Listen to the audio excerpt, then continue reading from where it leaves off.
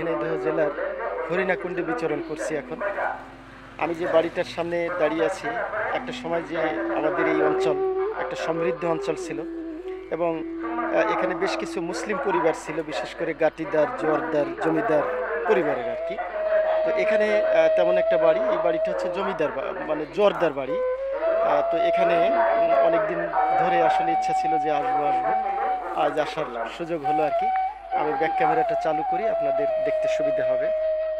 ভিডিওতে আপনারা যে বাড়িগুলো দেখছেন তা ঝিনাইদহের হরিণাকুণ্ড উপজেলার ধুলিয়া শ্রীপুর গ্রামের জোয়ারদার বাড়ি প্রাঙ্গণ। এই বাড়িটি ডক্টর আব্দুল গনি জোয়ারদার নির্মাণ করেন।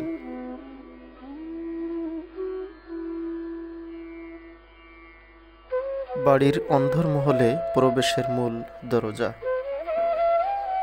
সময় স্বল্পতা এবং জুম্মার দিন থাকায় এই বাড়ির পুরুষদের দেখা পায়নি।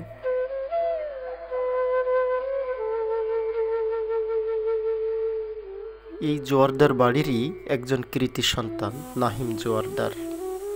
তিনি আমাদেরকে জানিয়েছিলেন, একদা এই ধুলিয়া শ্রীপুর এবং আশেপাশের গ্রামের সকল জোদ্দার, গাতিদার, হাওলাদার, জমাদ্দার, সকল বনেদি জমিদার শ্রেণীর লোকজন পাশের ভবানীপুর তালুকদারদের অধীনে ছিল। সে এক সমৃদ্ধ সোনালী অতীত। প্রিয় বন্ধুরা, আমি অঞ্চলটি যতটা দেখছি, ঘুরছি, জানছি, ততটাই অবাক হচ্ছি। আপনারা জেনে অবাক হবেন, সেই ব্রিটিশ আমলে কিন্তু এই হরিণাকুণ্ড অঞ্চলই ছিল ব্রিটিশদের বাণিজ্যের একটা গুরুত্বপূর্ণ অংশ। প্রিয় বন্ধুরা, এই বাড়িটি নির্মাণ করেন মালেক শ্রী ভোলাই জোয়ারদার।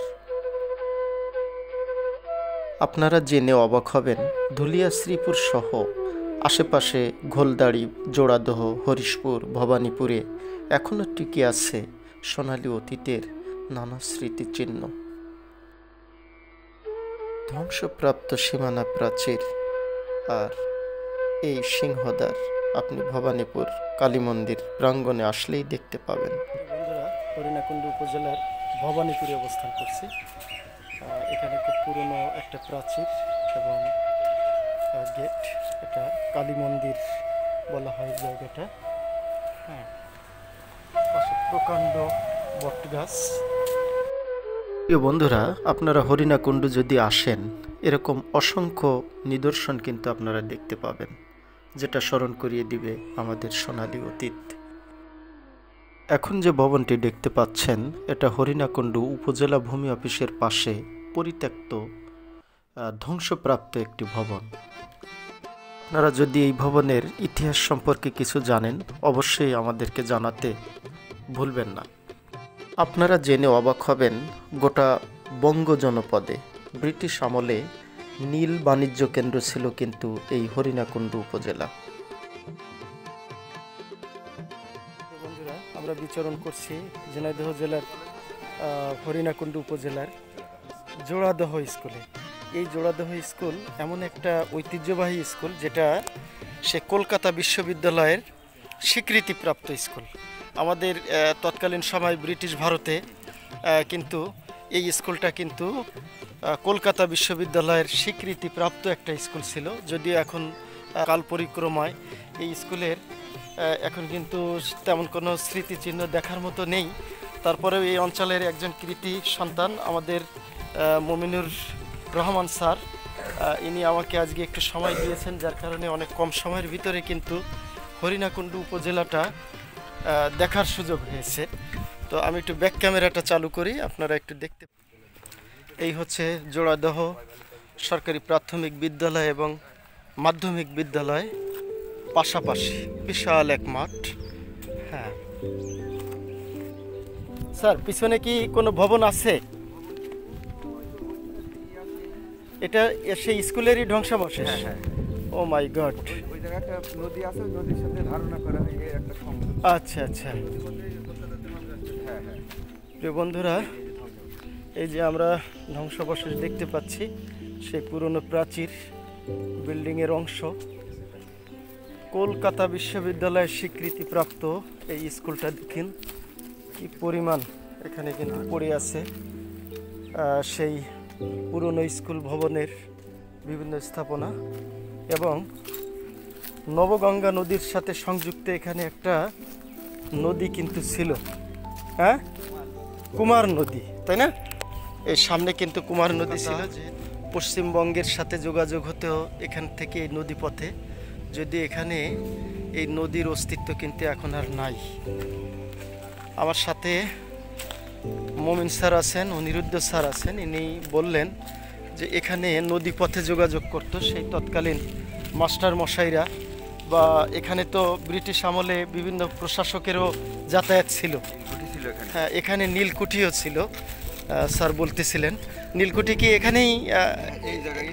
এই জায়গাটাই নীলকুঠি ছিল। আচ্ছা আচ্ছা আচ্ছা। তো আপনারা জানেন যশোর ঝিনাইদহ অঞ্চল বিশেষ করে আসলে নীল চাষটা খুব ভালো হতো।